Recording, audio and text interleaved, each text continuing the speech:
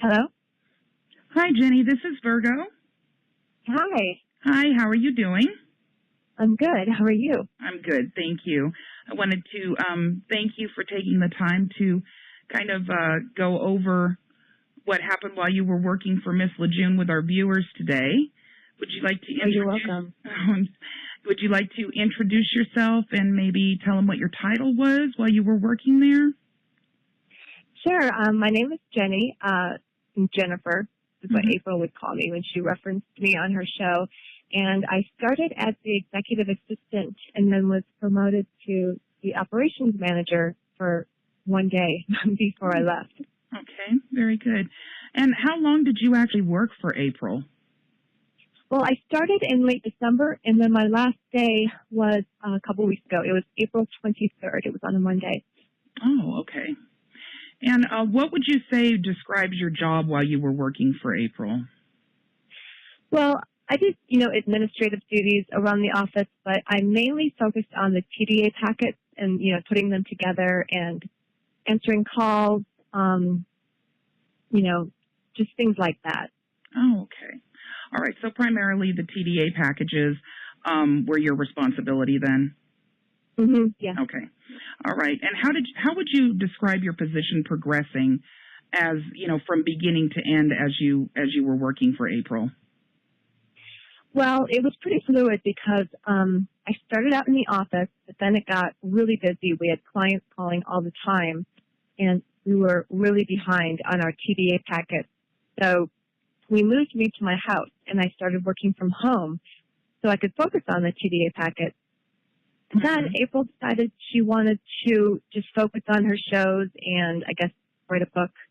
And so she wanted me to come back to the office and, head the TDA department, and she wanted to step away from it entirely. Oh, I see. Okay. So you said that you actually left April 23rd, right?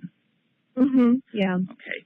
What made you decide, or what made you question what was happening? Because I know that when we spoke prior to the interview, you had said that there was a specific situation that made you start questioning April's motives. Yeah. It was tricky because I always had kind of my suspicions that I was really, enmeshed in her message, simply because April has kind of an us versus them, mentality. And, but just kind of set it up. April hated having to do the TDA packets. She just wanted to do the videos. And it was, her wish to get to the point where, she wasn't bothered with any of that. It was kind of a thorn in her side. And what made me kind of question things is when I would see her in her videos, say, I want to help you. We want to help you. Because it was the polar opposite of the way she was, treating her customers or even talking about them. Oh. But, as far as the day, the reason I quit that actual day is it was actually my first official day as the operations manager, and it was quite serendipitous, actually, because I had a meeting in April to discuss my new role and, what it was going to look like. Right. And it was a really bad meeting. April had a tantrum, and shut down all my ideas. Oh. And it was like, which was usual, but it was like, a little bit after 12, and, she was doing the show. They were filming the show, and I got a call from someone, and it was a man, and he simply said, do you know that your operation is listed on the FBI's website as being fraudulent? And yes. I don't know if I would have, taken that seriously had, I not been so raw from, our earlier meeting. But I went home, I looked it up, and that's how it all began. Oh, my goodness. Okay. All right. So you actually got a phone call from someone who informed you then. Okay. I got it. Okay. I know you had said at one point that that April had texted you and said that she was going to throw in the towel on the business or threaten to quit or something. And you actually sent me a copy of that. Can you elaborate on that a little bit? Well, yeah, I mean, things were pretty chaotic at the office. And, April was pretty unstable at that point. And I don't know if, she was really going to go through with it. But, I mean, you never really knew what was going to happen. Because that wasn't the first time. I got an email another time where, she would say, I can't do this. I can't handle this anymore. And, I mean, what do you say to that? Sounds like you're working in a very unstable environment. That's what it sounds like. Yeah, it was really stressful. Yeah, it sounds that way. So you got the phone call, and then you had gotten these strange text messages from her on and off. Were you the only person that actually left employment with April because of this fraud, or because of finding out about the fraud? Well, yes, but I wasn't the only person who left. I think April started the company in maybe October, November. Okay. And this just kind of sets up how unprofessional this environment was. Somebody before me did the package. I don't know anything about her except for she was, quote unquote stupid. Uh-huh. But on the credit repair side, she's on her third credit manager. The first one was actually a producer's girlfriend, and April let her go. And then the next one was one of April's longtime friends. But he left simply because there was just too much drama and chaos. And now April's daughter's boyfriend is the credit repair manager or counselor. I'm not sure what that title is. Oh, wow. Okay. Mm-hmm. So kind of big turnover while you were there, too. Mm-hmm. Absolutely. Okay.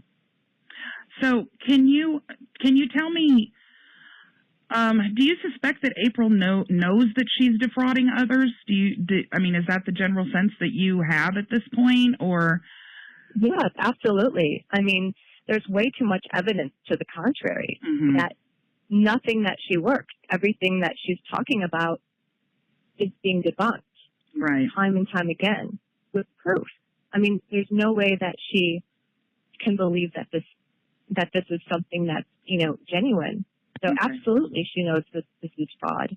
Okay. Yeah, I know that might be a question for a lot of people, so I wanted to ask you, you were so close to the situation, I thought that would probably be a good thing to ask you as to whether you thought maybe she just is missing the fact that this stuff is not really working, and, but it sounds like that is not the case. I mean, I can understand. I mean, I truly believed in April and in the process because, she's so magnetic. And, but, after watching, I had to do my own research. And after watching all the videos and then seeing, all the documents, and all the arguments against this process, right. It was clear to me that it didn't work. So yeah, I mean, I'm sure it helped you going on and actually looking at the stuff that the FBI and stuff was saying about it too.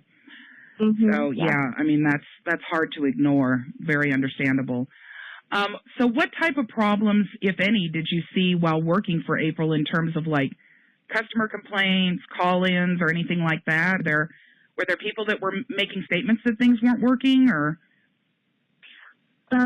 Well, first of all, the office was pretty chaotic in general. As far as taking orders, April didn't really have a set system. It didn't work. So orders were being lost or they were being duplicated. So we had callers wondering, of course, where their packets were, because at one point, we were a couple months behind. We had callers that were just confused about the process. And, April she just would say it's not rocket science. We don't need to babysit these people. It really frustrated her when, people called. And isn't that exactly what people were paying for, though? Yeah, but, but she kind of had a, when you receive your packet, don't contact me again kind of mentality. So, and it was uncomfortable for me because, I mean, I'm not somebody that is really good at ignoring emails or ignoring calls, and she told me that she said that I cared too much and that I was too nice and that I had to start ignoring these people, and that, the customers were adults and they should be able to figure this stuff out. So, that was troubling. Very troubling, yes. Yeah, and then, of course, people would file their UCCs and they would be rejected, or the DBA, county documents. I mean, everything was being rejected. And that, I didn't even know what to say to that, because April would just say, file in a different state, file in Colorado.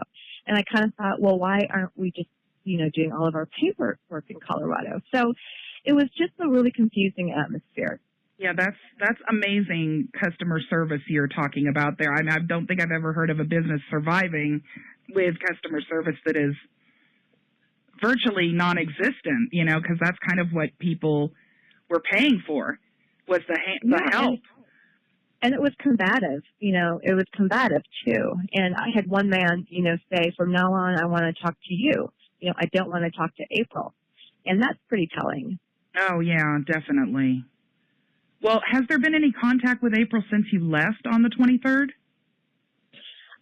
Well, yes, there's been several, pieces of kind of language coming through, I could say. After I quit, I had emailed the producer, and I had just sent him a copy of the FBI report and just said, I wanted him to protect himself. Right. And, he's actually a nice man. He didn't say anything negative really about it, but her daughter sent me, several, pretty powerful texts, really kind of berating me, calling me ignorant, and, just really unsettling texts. Okay. All right. Would you say that, now I know that there's been a couple of videos that have actually come out where April has made statements to kind of lead people to believe that you were either released from your job or fired from your job. And of course, I've seen documentation that you've sent me that proves that that is not the case. You actually quit. You left due to the scenario of you finding out that this was fraud. Right. Well, I wasn't surprised, at all when I saw that, because I watched her video. Someone told me that she actually, in the video I saw, didn't say, she fired me, but, she did say that, Jenny left, or Jennifer left.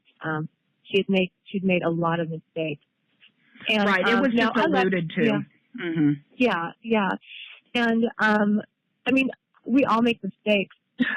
So it definitely wasn't that. And, I sent out, hundreds of documents per day. So, well, and the thing is that if you were really making that many mistakes, then why would you have been promoted? Because I understand you were promoted also right before you left. I was. Didn't you say it was like the day before or the day of you, like the day before or something that you were promoted? So, explain that. How were you were promoted from what to what? Well, it didn't really come into fruition because I left. I had been working from home, and I was going to go ahead and move into the office and just, I was going to take care of all the TDA accounts, the whole process, which I believe meant, everything that had to do with her mortgage packages and just everything that she sells on the website. Right. And then I was going to supervise, her daughter and her daughter's boyfriend, and just kind of, I was going to run the office. So, and we had talked about, my role as operations manager. And so that day I quit was my first day. So it's, wow. Well, the reason that it's funny to me is because she does allude to in her videos that, the reason that you left was due to a lot of mistakes that were being made, which of course would lead you to believe that you were released from that position. Maybe not even fired, but released. Yeah, But, and no, that didn't surprise me or even upset me because I knew that's what she would do. I mean, that's her MO. April can't be wrong. right. Yeah. I'm getting that. Okay, so let me ask you this. Being that you were being placed in a position that would have put you in complete charge of the TDA packages, and now finding out through the FBI that actually all of it was fraud, do you feel that April was attempting to use you as some form of a scapegoat? Absolutely. And when I connected those dots, I was stunned. That's a really scary place to be. It is. Because I'm not a con woman, and I have never experienced something like this. And to have somebody that, yes, she was very loud and argumentative, but I did look up to her. Yeah. I mean, she had that type of draw. Somebody like that I felt, I had a relationship with, who would throw me under the bus. I mean, it's just clear what type of, narcissist April is. Right. Well, yeah, that makes it, what you're saying makes it very clear. And from what we're seeing on a lot of the videos and the way she speaks to her clients, that's made very clear that she's very much a narcissist. But I understand also that in addition to all of the other things that you have had to deal with since you left on the 23rd, you also didn't receive your final paycheck. Is that correct? Yeah, no, I didn't. And it took a week for me to, I think, officially, I don't know if you'd say before my employment was officially terminated, because when I first quit, I actually was very gracious in my email or in my text to her. I just said that, I didn't fit well with the environment. Not, I could have said you're a fraud, but at that point, I've been part of something like this since this anti-government, anti-establishment community. I mean, I'd never been part of that. And April had a really powerful message. And, I love the feeling of being part of a movement. And kind of in the know of something that seems to be totally secret to everybody, right?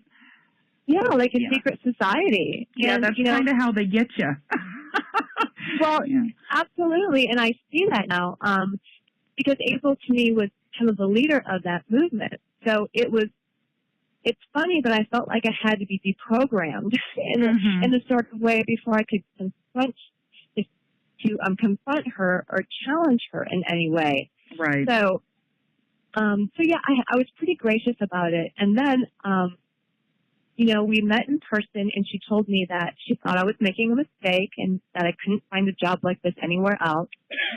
And, I just told her I'd think about it. I just kind of wanted to get out of the office.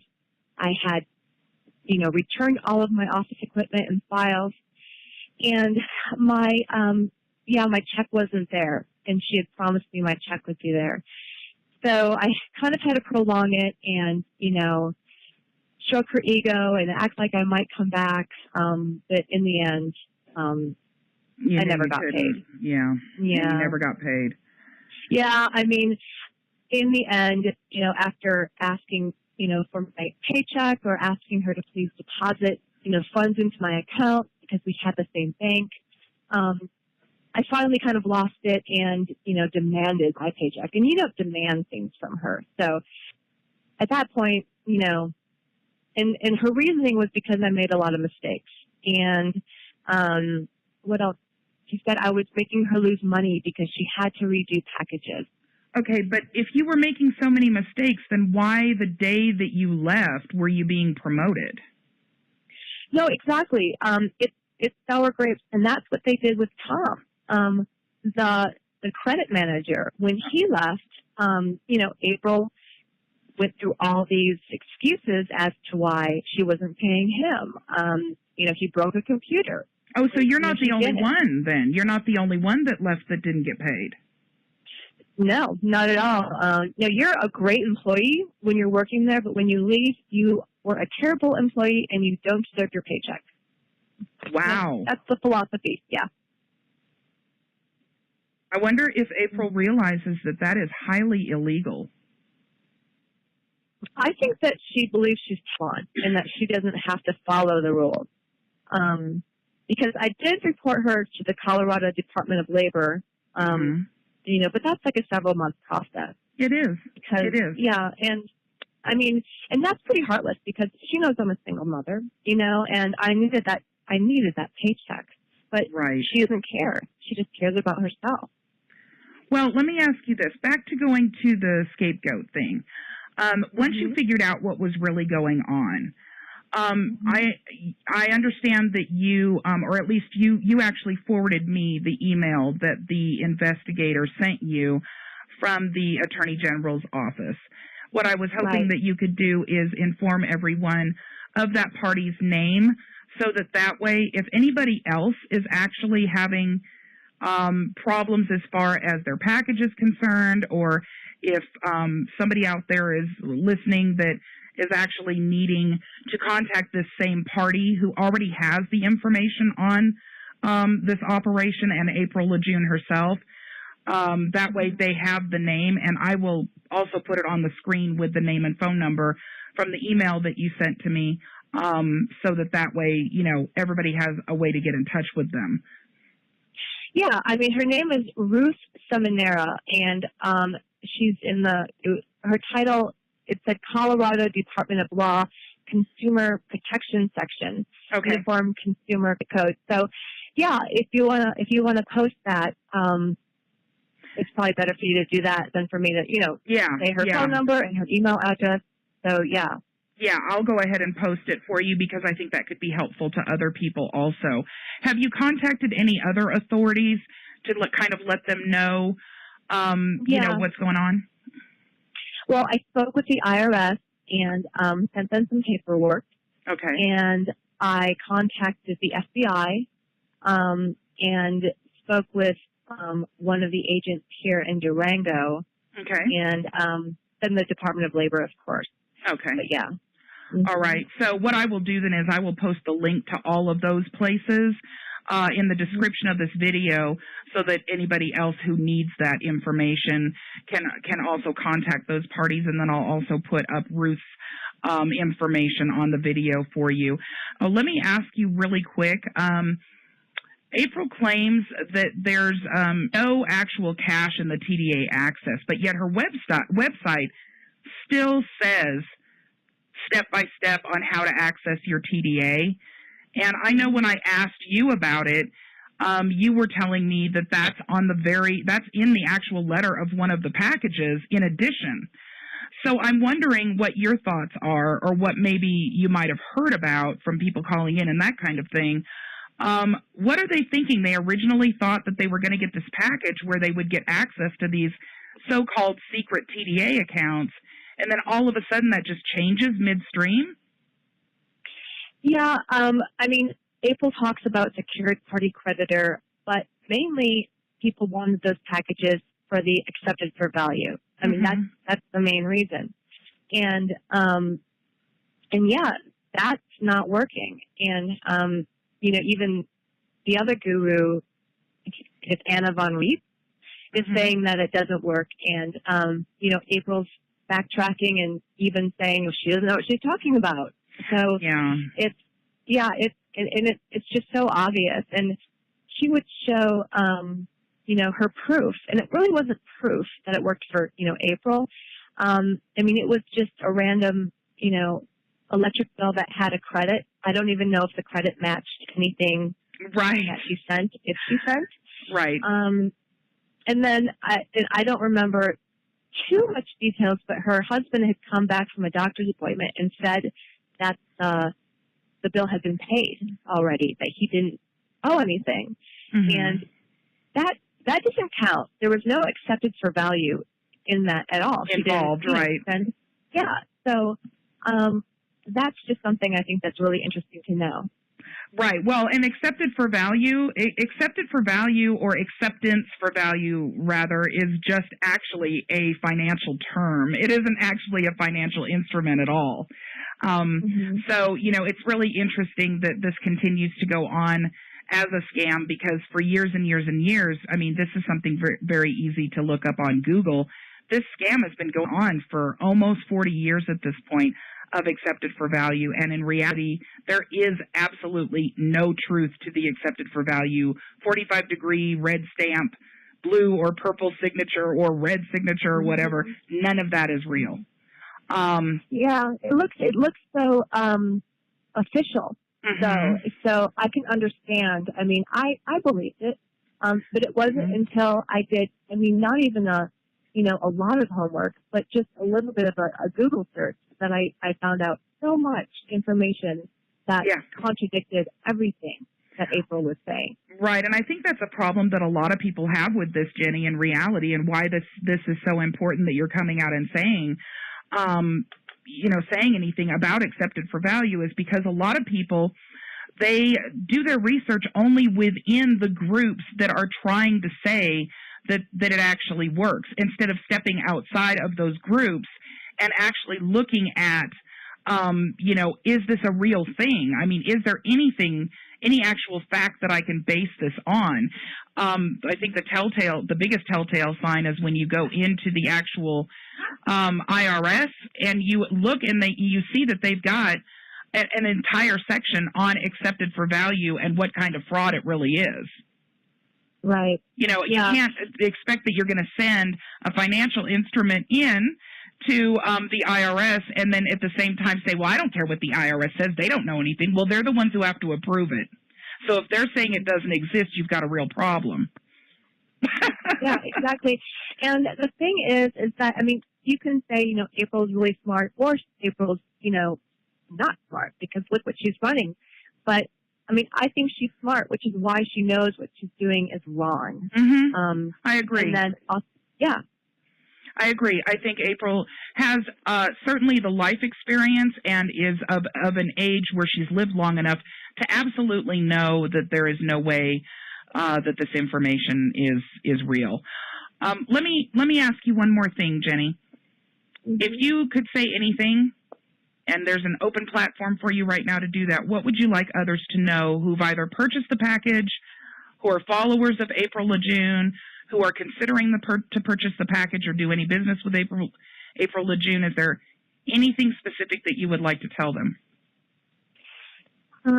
Yes, that's quite a wide open question. Well, first of all, I didn't have to do this interview. No, and you didn't.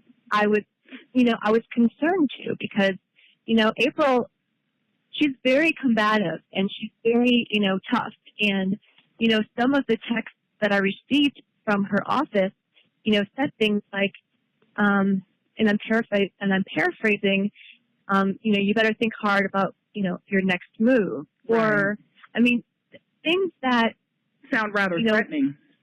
Yeah, they were threatening. And so I'm concerned for my safety. I truly am, coming out and saying this. But I think it is crucial for people to know just what a scam artist April is. Because I've spoken with a lot of her customers and her clients, and, she might,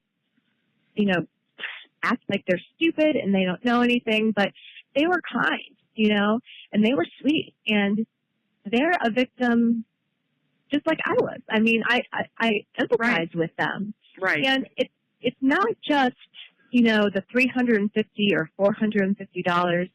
It's, the extra expense that they're going to have to, put out with is that they're going to have to pay, and then how they could actually get into trouble. But what really, really upset me is I was watching one of her programs, and they're really pushing, trying to sell these packets right now. They're even giving $100 off. I noticed that. It was so frustrating because, she was using phrases like, because we think it's that important. And it's so clear that she knows that the authorities are circling. She knows. And she's trying to sell as many as she possibly can. And she was even, lying about how quickly people will actually get their packages because, since I left, there really isn't anyone that, that I can think of that can focus on that because Emily has a lot on her plate already. Right. And, she had said that Emily and David had automated the process. They were getting it done in 2 hours. And, that is a lie right there in itself. So it's so frustrating for me to see somebody, and I just don't understand it. I could not just sit there and lie like that. It's very brazen because she's doing it on television. Right. Well, in a way, yeah. Yeah, especially since now she's got the Roku channel too. It's very disheartening that there are people that would actually know that what they're doing is complete and totally false and not try to make amends for that, especially if in the beginning she didn't realize that or something. The minute you find out, you try to fix those things. But somebody who continues to milk it, there's really no way that I can see to forgive that type of action. Well, and I think what's going to happen is she's going to, make a video once this all goes down, and she's going to play the victim herself. That it was the government that did this. All she wanted to do was help, and sorry, but the money's gone. She'll come up with a reason why the money is gone. She can't say that it was her videos because she's been telling everybody that, the donation runs her videos. But that's entirely not true either. So, I know that this isn't something that I've really talked to you about with regards to the interview, but I don't know whether or not people are aware of just how much money actually has come in on that. Is that something you want to elaborate on? You don't have to. But from the point that you were there, people might be interested in knowing just around how much money she made off of doing this. Well, I am not 100% sure because I had been told, I think it was in early April, that she had made, I think, $60,000 within, 5 months or something like that. But I think more. I think she's making more because another source said it was between $20,000 and $30,000 a month that she was making. So I can't be sure, but 20 or 30,000 a month? Yeah, that's what they said, that she was scamming people out of that much a month. So, I can't be sure. All I know is that, $1 is too much. It's a lot of money, and she doesn't have really anything to show for it. She's got her studio, but, that's it. She wasn't really all that great in managing her money. Can you imagine, Jenny, some of the people that need to be out of debt so badly, what they would have been able to do with $20,000 or $30,000 a month? I know. It's disheartening. And I spoke with a woman who had texted me asking me questions about her packet because I did give out my personal number to a couple people. And, I've been talking to her about, the situation, and we've actually talked on the phone. And she is so broken by this. She called April and tried to get her money back, and she said that April, of course, threw me under the bus and basically was very combative with her. So this affects people on a personal level. It's not just financial. That's just the tip of the iceberg. Yeah, somebody already being in a situation of really heavy debt that is stressed out, that's the stuff that makes divorce. That's the stuff that, it's terrible. It's terrible. Mm-hmm. Is there... That makes self-harm. That it can get really serious. Right, absolutely. For anyone else that would maybe like to be able to ask you any questions or anything like that, do you want me to go ahead and give your email out? Yeah, Okay. yeah, for sure, absolutely. So, for everybody listening, for anybody who knows anybody that might have gotten one of these packages and has any questions, actually wants to talk to Jennifer, her Proton Mail address is jlhdbt@protonmail.com, and I will list that in the description under the video also. Yeah, and I can I can point you to different kind of authorities. There's a website where you can file a claim against somebody for fraud, and you can even tell them the amount of money you're looking for. Mm-hmm. I don't know if there's going to be any money after all is said and done, but and I can be an ear to listen because I get it, I understand. I think that it's wonderful that you're willing to allow people to speak with you personally with regards to this, so that you can help maybe provide them with additional information on what they can do to protect themselves better. And I want to thank you, Jenny, for your time, and thank you for being so brave and coming forward with this information to help others from falling into this scam, and those that already have will feel much less alone hearing your side of the story and knowing that, now is really time to kind of take action, not necessarily just sit back and wait longer or continue to move forward. What scares me the most out of this, to be honest, is just people that refuse to listen to the reality of these scams coming about, and the warnings that the FBI is giving, the IRS is giving, and then they come back like the individual just a couple months ago that had two, not one but two, $5,000 fines come in from the IRS. That's the last thing that people need to have happen. So now is the time. Hopefully, after listening to you, people will actually sit back and go, okay, you know what, maybe I really need to investigate this more before I do anything else, even if they don't want to turn anything in. I hope so. Yeah, I hope so, because her followers, they really stand by April. And, she's pulled them in, and I'm hoping that they will. Yeah, they'll look at the reality, look at the supporting documentation, and, protect themselves. So right. You're welcome. I'm glad that I was able to, come on your show and talk to you for a little bit. Well, it was wonderful, and thank you so much for your time, okay? Please let us know if there's anything that we can do to help you, and, please keep in touch, okay? Will do. Thank you. Thank you. Bye-bye. Bye-bye.